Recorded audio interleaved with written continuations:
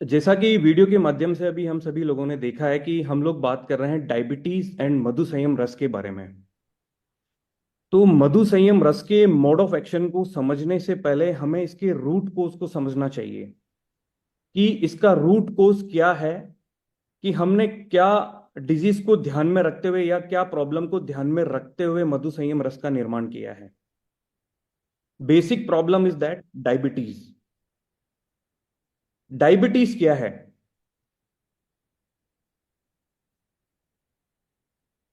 देखिए, जनरली क्या होता है कि जब हमारे ब्लड में ग्लूकोज का लेवल बढ़ने लगता है तो हम उसे डायबिटीज की परिभाषा देते हैं कि वही डायबिटीज है।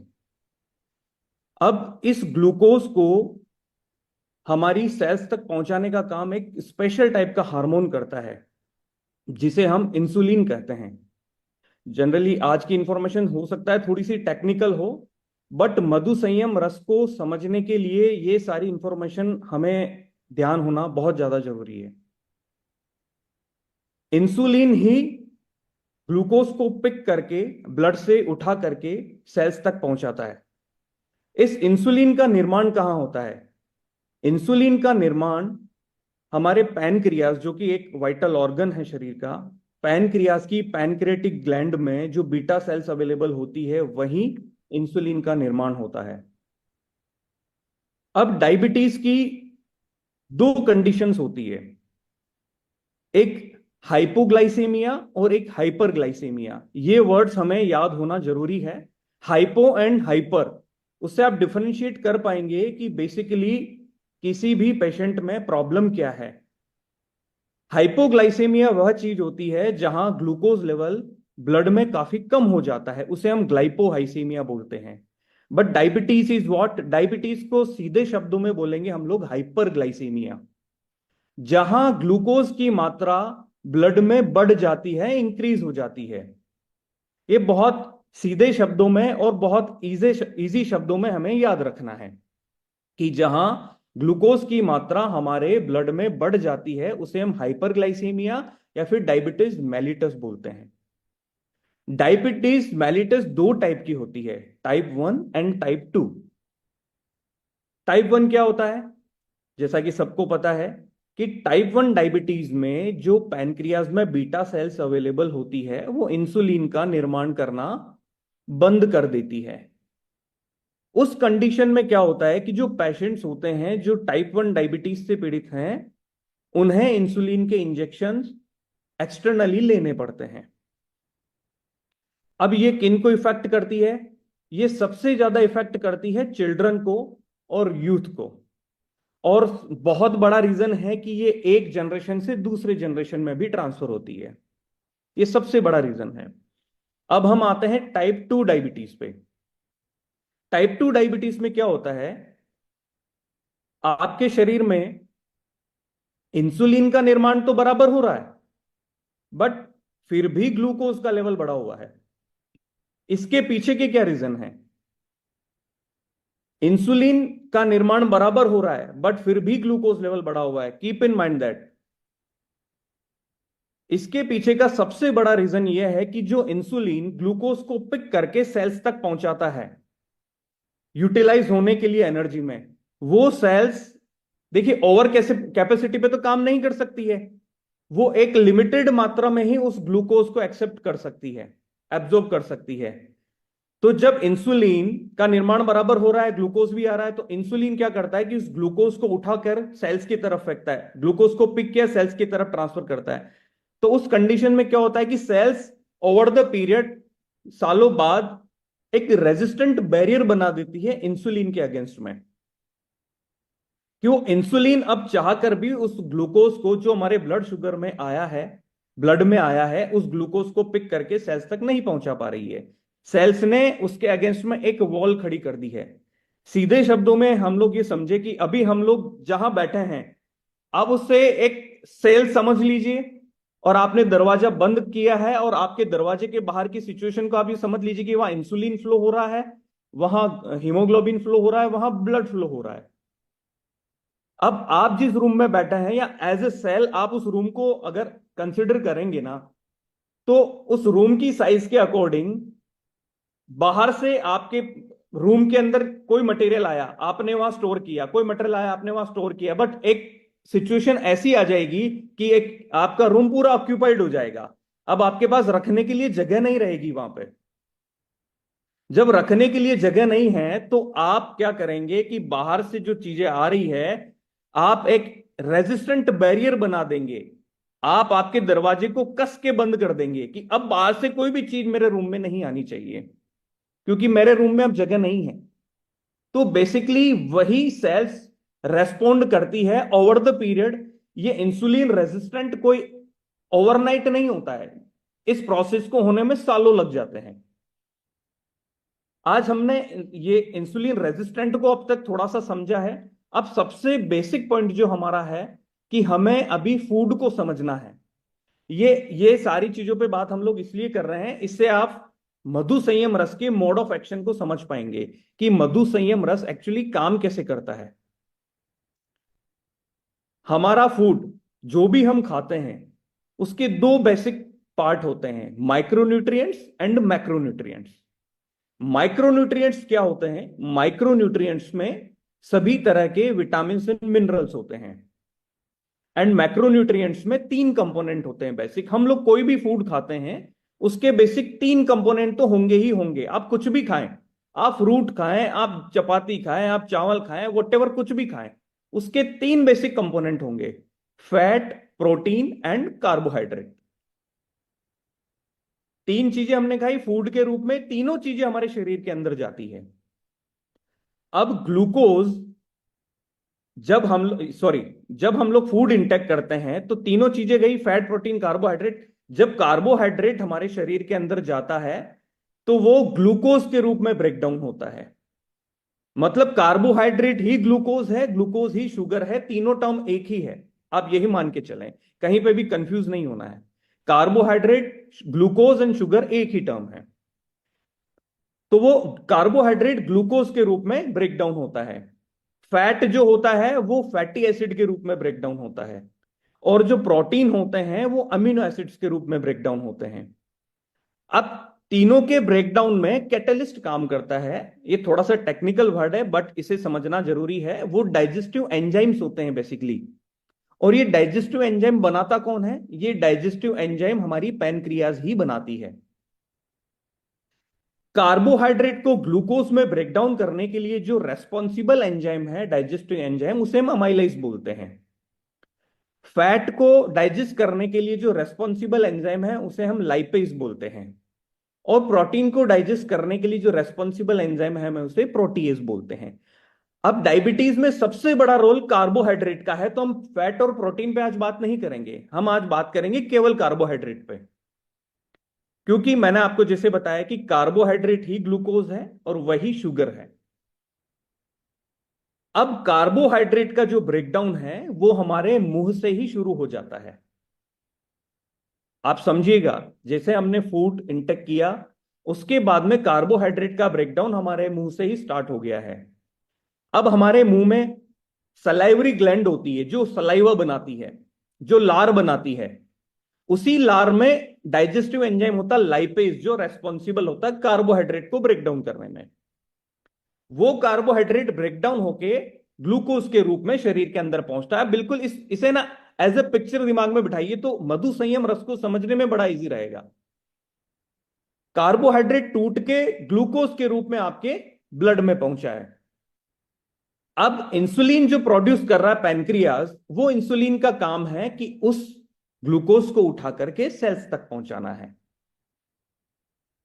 अब हम थोड़ा एक टर्म और रहेगी ग्लाइसेमिक लोड, उस पर थोड़ा बाद में आएंगे। सबसे पहले हम एक वाइटल ऑर्गन के बारे में और समझेंगे जो रेस्पॉन्सिबल है एज वेल एज, जैसे पैनक्रियाज है वैसे ही वो वाइटल ऑर्गन रेस्पॉन्सिबल है डायबिटीज में।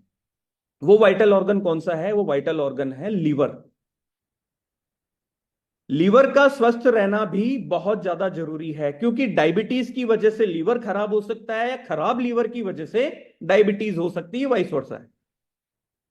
तो हमारे लीवर का भी स्वस्थ रहना बहुत ज्यादा जरूरी है, क्योंकि लीवर हमारे शरीर की एक फैक्ट्री है जहां सारे मेटाबॉलिक फंक्शनिंग सारी लीवर में होती है। लीवर एक ऐसी जगह है जो हर माइक्रोन्यूट्रिएंट को स्टोर करती है और वो बॉडी में सप्लाई, जैसे बॉडी को नीड होती है वैसे सप्लाई देती है। तो हमने जैसे कार्बोहाइड्रेट खाया, उसका डाइजेस्टिव सिस्टम में जाके डाइजेशन हुआ, तो उसकी जो नेक्स्ट प्रोसेस रहेगी वो मेटाबॉलिज्म रहेगी, कि हमने ग्लूकोज तो खाया, अब ग्लूकोज यूटिलाइज कैसे होगा, ग्लूकोज कन्वर्ट कैसे होगा, ग्लूकोज एनर्जी में कैसे कन्वर्ट होगा। ग्लूकोज के एनर्जी में कन्वर्ट होने वाले प्रोसेस को ही हम लोग मेटाबॉलिज्म बोलेंगे। वो मेटाबॉलिज्म का प्रोसेस लीवर में होता है। हमने कोई भी चीज खाई, वो ब्लड में जैसे ब्रेकडाउन होके ब्लड में आई, उसके बाद में वो डायरेक्ट बॉडी को सप्लाई नहीं हो जाएगी।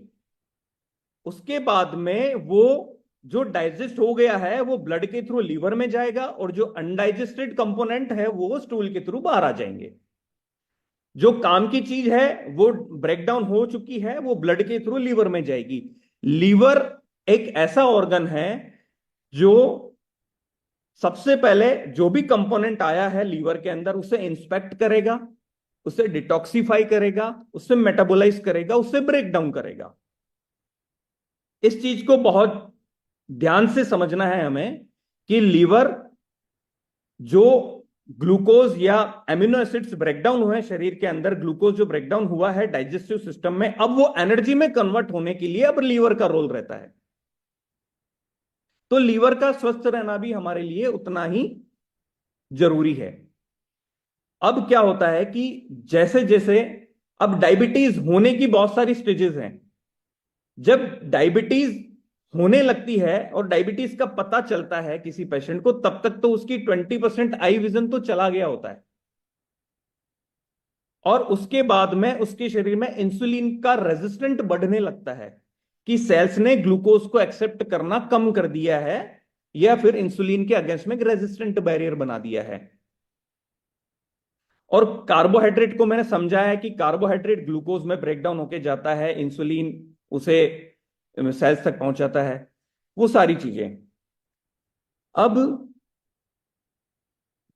बेसिकली क्या होता है कि जब हम लोग लेबोरेटरी डायग्नोसिस के लिए जाते हैं तो HbA1c का टेस्ट हम लोग कराते हैं, जिसे ग्लाइकेटेड हीमोग्लोबिन A1c बोलते हैं हम लोग, जो 5 से 7% की रेंज में तो नॉर्मल होता है, 7 से 8% की रेंज में प्री डायबिटीज रेंज में आता है, और मोर देन 8% वो डायबिटीज की रेंज में आता है। हमने डायबिटीज को समझ लिया है, हमने लीवर के फंक्शनिंग को समझ लिया है, हमने प्रॉब्लम को समझ लिया है।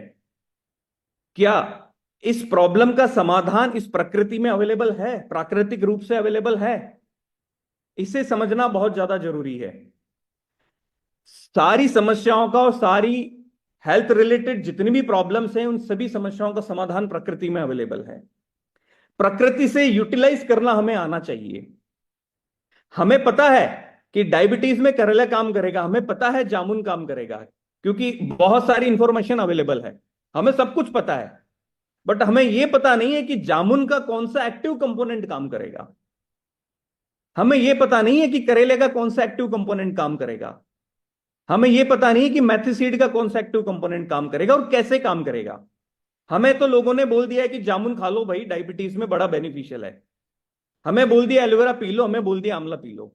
बट उसके पीछे साइंटिफिक रीजंस क्या हैं, क्या साइंटिफिक इवोल्यूशंस हैं जिसकी वजह से ये सारी हर्ब्स जो मधु संयम रस में यूज हुई है वो बेनिफिशियल है इंसुलिन रेजिस्टेंट को रोकने के लिए, पैनक्रियाज की हेल्थ को स्टिमुलेट करने के लिए। उसके पीछे बड़े साइंटिफिक रीजंस हैं। सबसे पहले तो मैं बताना चाहूंगा कि मधु संयम रस को बनाने के लिए हमने ये इंग्रेडिएंट्स ही क्यों यूज किए हैं। इसके पीछे की टर्म को समझिएगा आप, glycaemic index and glycaemic load. ये एक बहुत बेसिक टर्म है और सभी को पता होनी चाहिए कि हम लोग कोई भी फूड खाते हैं तो सबका एक जीआई इंडेक्स होता है, ग्लाइसेमिक इंडेक्स होता है, और उसमें protein, fat, carbohydrate, fibre and water की मात्रा होती है। ठीक है, उससे हम लोग कैलकुलेशन करते हैं पीएफ वैल्यू का। अब किसी भी इंग्रेडिएंट का ग्लाइसेमिक लोड निकालने के लिए हम लोग यूज करते हैं glycaemic index and PF value. अब एक डायबिटिक पेशेंट के लिए एक आइडियल ग्लाइसेमिक लोड कितना होना चाहिए कि उसे इंटेक करना है, बीटा सेल्स को भी रीजनरेट करने के लिए। वैसे तो इंफॉर्मेशन बोलती है, साइंस बोलती है कि बिलो 100 होना चाहिए, और हम तो बोलते हैं कि बिलो 25 होना चाहिए, जिससे कि बीटा सेल्स भी रीजनरेट हो, बीटा सेल्स की हेल्थ में इंप्रूवमेंट हो, पैनक्रियाज हेल्थ में इंप्रूवमेंट हो। तो वो ग्लाइसेमिक लोड भी 25 से बिलो होना चाहिए। ये बहुत इंपॉर्टेंट टर्म है, क्योंकि हमारी डाइट में जितना ग्लाइसेमिक लोड बढ़ेगा, उतनी ही हमारी बीटा सेल्स की ग्लाइसेमिक लोड हैंडलिंग कैपेसिटी कम होती जाएगी, बीटा सेल्स डेड होती जाएगी। जितना कार्बोहाइड्रेट हम लोग मेजर क्वांटिटी में खाएंगे, उतना ग्लाइसेमिक लोड हमारे शरीर में जाएगा, और बीटा सेल्स की ग्लाइसेमिक लोड हैंडलिंग कैपेसिटी कम होती जाएगी। तो हमें ऐसा क्यों करना है? हमने इस चीज का जो निदान निकाला है कि हमने जो इंग्रेडिएंट यूज किए हैं, उनको बहुत साइंटिफिकली इवेल्यूट किया है कि उनकी ग्लाइसेमिक लोड काफी कम होना चाहिए। उसके बाद में जो हमने आपको जो सारी प्रॉब्लम्स बताई है, और जो एक डायबिटिक पेशेंट खुद समझते हैं कि उनके शरीर में प्रॉब्लम क्या है, कि इंसुलिन ने रेजिस्टेंट बैरियर बना दिया है, सॉरी सेल्स ने रेजिस्टेंट बैरियर बना दिया है, इंसुलिन इनएक्टिव हो गया है, इंसुलिन को उसकी एक्टिविटी बहुत वीक हो गई है ग्लूकोज को पिक करने की। तो glycaemic load must be less than 25। तो हमारे जितने भी इंग्रेडिएंट्स हैं, उनका ग्लाइसेमिक लोड लेस देन 25 है, जिसे हमने कैलकुलेट किया है with the help of glycaemic index and PF value.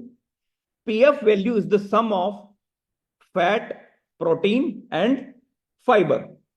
Fibre जिस इंग्रेडिएंट में होगा, उसकी पीएफ वैल्यू भी कम आएगी। अब देखिए, हमारे पास जितने भी इंग्रेडिएंट हैं, सब रिच सोर्स ऑफ फाइबर है, रिच सोर्स ऑफ फाइबर है, इनमें रिच एंटीऑक्सीडेंट है। अब ये एक टेक्निकल टर्म हम लोग यूज करेंगे, उसे हम बोलते हैं कि पॉलीफिनॉल्स। इन सभी में पॉलीफिनॉल पाया जाता है, वो क्योंकि हमारे शरीर में जो ऑक्सीडेटिव स्ट्रेस होता है उसे कम करते हैं। थोड़ा सा टेक्निकल है अगेन। ऑक्सीडेटिव स्ट्रेस क्या होता है? कि जो इंसुलिन फ्री फ्लो कर रहा है, जो हमने जो देखा है कि रेटिनोपैथी जो होती है, जो आई की जो सेल्स होती है जो बहुत वीक होती है, ऑलरेडी बहुत थिन होती है, जो फ्री रेडिकल इंसुलिन जो as a free radical flow कर रहा है, वो आपकी आई की सेल्स को भी डैमेज कर देता है। तो इस वजह से रेटिनोपैथी होती है। तो वो फ्री रेडिकल्स को स्टिमुलेट करना, उन्हें कम करना, ऑक्सीडेटिव स्ट्रेस को कम करना, उसके लिए हमें क्या चाहिए? एंटीऑक्सीडेंट चाहिए। ये सारे ingredients rich source of antioxidants हैं। जैसा कि मैंने आपको बताया कि हमने ये सारे इंग्रेडिएंट्स नॉर्मली नहीं पिक कर लिए हैं, हमने इनको स्टडी किया है, और हमने इनके इफेक्ट्स को देखा है कि इनके जो एक्टिव कंपोनेंट है, जो फाइटोमोलिक्यूल्स है, जो फाइटोन्यूट्रिएंट्स हैं, वो कैसे काम करते हैं डायबिटीज के लिए, इंसुलिन रेजिस्टेंट में। जैसे सबसे पहला इंग्रेडिएंट हम लोग पिक करें तो जामुन। जामुन का जो एक्टिव कंपोनेंट है वो जंबोसाइन है एंड एंथोसाइनिन है। ये क्या करता है? इसका जो एक्टिव कंपोनेंट होता है वो हमारी सलाइवा में, जो मैंने आपको पहले बताया था कि हमारी सलाइवा में एक डाइजेस्टिव एंजाइम बनता है, उसे हम अमाइलेज बोलते हैं, जो कार्बोहाइड्रेट को ब्रेक डाउन करता है। जामुन का वही एक्टिव कंपोनेंट उसी अमाइलेज को ब्लॉक कर देता है। उसको ब्लॉक करने से क्या होता है कि कार्बोहाइड्रेट का ब्रेकडाउन बहुत स्लो हो जाता है, और बहुत स्लो रेट पे वो ग्लूकोज में कन्वर्ट होता है। जब आपके शरीर में ग्लूकोज कम मात्रा में जाएगा, तो इंसुलिन को भी उतना ही काम करना पड़ेगा, और इंसुलिन उतना ही ग्लूकोज उठा के सेल्स तक बनाए, तो धीरे धीरे सेल्स अपना रेजिस्टेंट बैरियर खत्म करेगी इंसुलिन को लेकर। कि सारा जो काम है कि हमें कार्बोहाइड्रेट के ब्रेकडाउन को स्लो डाउन करना है। ये एक साइंटिफिक इसके पीछे रिसर्च है कि जो हम लोग खा रहे हैं, जो हम लोग इंटेक कर रहे हैं, उस कार्बोहाइड्रेट के ब्रेकडाउन को बड़ा स्लो डाउन कर देना है। ग्लूकोज कम मात्रा में जाएगा, इंसुलिन उसे पिक करेगा और सेल्स तक पहुंचाएगा। सेल्स के पास भी उसकी कैपेसिटी के अकॉर्डिंग ही ग्लूकोज पहुंच रहा है, तो सेल्स अपना रेजिस्टेंट बैरियर धीरे धीरे धीरे धीरे कम करती जाएगी।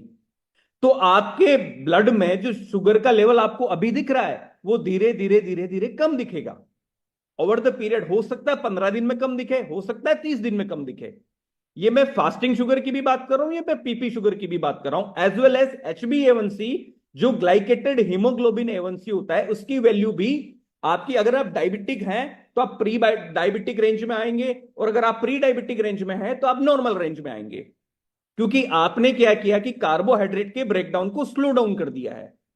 और जो सेल्स की जो बैरियर बनी है, सेल्स ने जो बैरियर बनाया है, सेल्स ने अपना बैरियर हटा दिया है, धीरे धीरे कम किया है। तो इंसुलिन ने ग्लूकोज पिक करके सेल्स में ट्रांसफर कर दिया, वही ग्लूकोज सेल्स यूटिलाइज करेगी एज एन एनर्जी। देखिए, कार्बोहाइड्रेट एज ए फ्यूल काम करता है हमारे शरीर के अंदर। अगर हमारे शरीर में कार्बोहाइड्रेट नहीं है तो हमें एनर्जी नहीं मिलेगी। अगर ग्लूकोज कम मात्रा में हो जाएगा ना तो हमें बहुत ज्यादा दिक्कतें होगी। तो ग्लूकोज तो होना जरूरी है, बट एक सर्टेन लिमिट तक, जितना कि इंसुलिन उसे पिक करके सेल्स तक पहुंचाए, सेल्स उसे वो रेजिस्टेंट बैरियर ना बना पाए। राइट नाउ नेक्स्ट कंपोनेंट है हमारा एलोवेरा। एलोवेरा में जो एक्टिव कंपोनेंट होते हैं वो पॉलीसेकेराइड्स, ग्लूकोमेनन, एसमेनन, यह भी एंटीऑक्सीडेंट होते हैं, और यह भी आपके ग्लूकोज लेवल को मेंटेन करते हैं और पैनक्रियाज की हेल्थ को भी स्टिमुलेट करते हैं। नेक्स्ट बहुत इंपॉर्टेंट है आंवला। हमने सबने सुना है, हमें पता है, हर व्यक्ति को पता है कि it's a rich source of vitamin C. Again it's a rich source of fibre. Again it's a rich source of polyphenols, flavonoids and tannins. जो टैनिन कंटेंट है, हमने आंवला यूज किया है, बट आंवला का जो एक्टिव कंपोनेंट है, फाइटोन्यूट्रिएंट है, हमने टैनिन यूज किया है। क्यों? उसी टैनिन का यूज है कि वो अगेन कार्बोहाइड्रेट के ब्रेकडाउन को स्लो डाउन करेगा और इंसुलिन को स्टिमुलेट करेगा, पैनक्रियास को स्टिमुलेट करेगा, उसी ग्लूकोज को पिक करके सेल्स तक पहुंचाएगा। सेल्स धीरे धीरे अपनी एक्टिविटी बहुत अच्छे से इंसुलिन के अगेंस्ट में करेगी, इंसुलिन को अच्छे से रेस्पॉन्ड करेगी, और इंसुलिन अच्छे से ग्लूकोज को सेल्स तक पहुंचा पाएगा, और वो ग्लूकोज यूटिलाइज होकर एनर्जी में कन्वर्ट होगा। तो सारे कंपोनेंट इसी तरीके से काम करते हैं। अगेन नेक्स्ट जो कंपोनेंट है हमारा मेथिसीड। मेथिसीड में सॉल्युबल फाइबर होता है और इसका एक्टिव कंपोनेंट ट्राइगोनेलिन होता है।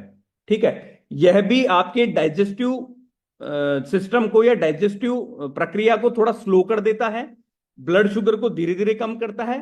टाइप 2 डायबिटीज में हम समझ रहे हैं ना कि इंसुलिन रेजिस्टेंट बन चुका है, तो वो सारी प्रक्रियाओं पे ये सारे इंग्रेडिएंट काम करते हैं। तो हम मधु संयम रस में एक आम इंग्रेडिएंट नहीं ऐड करके हमने फाइटोन्यूट्रिएंट्स ऐड किए हैं, फाइटोमॉलिक्यूल्स ऐड किए हैं, जो बहुत अच्छे तरीके से एक्टिवली रेस्पॉन्ड कर सके, एक्टिवली सेल्स को उस तरीके से बूस्टअप कर सके कि वो ग्लूकोज को एक्सेप्ट करें और अपना इंसुलिन रेजिस्टेंट बैरियर को खत्म करें। यही फाइटोमॉलिक्यूल्स आपको शरीर में ऑक्सीडेटिव स्ट्रेस को भी कम कर रहे हैं, और बाकी जो दूसरी प्रॉब्लम्स भी हो रही है, लीवर के स्वास्थ्य को भी अच्छे से बना के रख रहे हैं। राइट, अब हमने ये कर ली सारी थ्योरेटिकल बातें। ठीक है, इसके पीछे एविडेंस क्या है? थ्योरेटिकल बात नहीं है। वैसे तो नॉर्मली जो मार्केट में चल रहा है वो ऐसे ही चल रहा है कि हमने आमला डाल दिया, मेथी डाल दिया, ये डाल दिया, बट हमने तो सारे फाइटोन्यूट्रिएंट्स डाले हैं, फोर्चो डाले हैं। अब ये सारी बातें तो हमने कर ली, अब इसके पीछे का एविडेंस क्या है हमारे पास में? सर एविडेंस तो पेपर पे आते तभी सब लोग ट्रस्ट करते हैं ना सर, जब लोगों को फायदा पहुंचता है तभी ट्रस्ट होता है ना सर। तो हमने 90 डेज का क्लिनिकल ट्रायल कंडक्ट करा है 70 पेशेंट्स पे। 70 पेशेंट्स पे सिंगल आर्म क्लिनिकल ट्रायल हम लोगों ने रन करा है। ये प्रोसेस काफी टाइम से चल रहा है हमारा। हमने इंटरनल ट्रायल्स भी रन किए हैं, हमने क्लिनिकल ट्रायल्स भी रन किए, जो रैंडम पेशेंट्स हम लोगों ने पिक किए, जिन्हें हम नहीं जानते हैं, वो रैंडम पेशेंट्स इंडिया के हर कोने से हम लोगों ने पिक किए हैं, सैंपल्स गए हैं, और क्लिनिकल ट्रायल के ये सारा एक CTRI के अंडर में सारा रजिस्ट्रेशन हुआ है और क्लिनिकल ट्रायल कंडक्ट कराया हम लोगों ने। तो ये है सर प्रैक्टिकल इंफॉर्मेशन और प्रैक्टिकल रिजल्ट्स सामने, कि जहां हमने HbA1c के रिजल्ट्स को 20%, 18 to 20% तक सुधारा है। ये 30 डेज का मैं अगर एक रिजल्ट की बात करूं तो 7 से 4 पेशेंट का जो हमने फॉलोअप लिया था, तो उनके एलोपैथिक मेडिसिन भी डॉक्टर ने बंद करने के लिए बोल दिए थे। Allopathic medicine is what? Metformin. Metformin के नुकसान क्या है सर? मेटफॉर्मिन आप लेंगे, एक छोटी सी गोली लेंगे, अगेन वो कार्बोहाइड्रेट के ब्रेकडाउन को स्लो डाउन करेगा, ग्लूकोज में धीरे से स्लो करेगा, धीरे से ब्रेकडाउन करेगा। बट मेटफॉर्मिन का नुकसान यह है कि वो लीवर जो स्टोर कर रहा है ग्लूकोज को, तो वो उस प्रोसेस को बंद कर देगा, उससे आपकी सेल्स टिश्यूज को डैमेज होगा। हम ये किसी से कंपेयर नहीं कर रहे हैं, बट ये सच्चाई है, ये साइंटिफिकली प्रूवन है कि ये मेडिसिन से ये नुकसान होते हैं। But what we are doing, हमने HbA1c के लेवल को 18 to 20% तक कम किया है, हमने फास्टिंग प्लाज्मा को 26% तक कम किया है, और हमने पीपी ग्लूकोज को 32% तक कम किया है, जो कि अपने आप में बहुत अच्छे और जबरदस्त रिजल्ट्स हैं। और यह 90 दिनों तक चलने वाला क्लिनिकल ट्रायल था, जिसमें किसी भी पेशेंट को कोई साइड इफेक्ट नहीं हुआ। इवन उनकी लाइफस्टाइल में बहुत सुधार हुआ, उन्होंने भी कुछ चेंजेस किए। देखिए, सबसे पहली चीज, पहला पॉइंट ये कि food is the first line of health care. अगर हमारा फूड अच्छा होगा तो हम लोग, और हमारी लाइफस्टाइल अच्छी होगी तो हम लोग किसी भी बीमारी से निजात पा सकते हैं। तो एक बेसिक नॉलेज और एक डिसिप्लिन, वो अगर हम लोग फॉलो करेंगे तो हम किसी भी बीमारी से, कोई भी बीमारी, उससे निजात पा सकते हैं। प्रॉपर नेचुरल मेडिकेशंस हमारे लिए बहुत ज्यादा जरूरी है।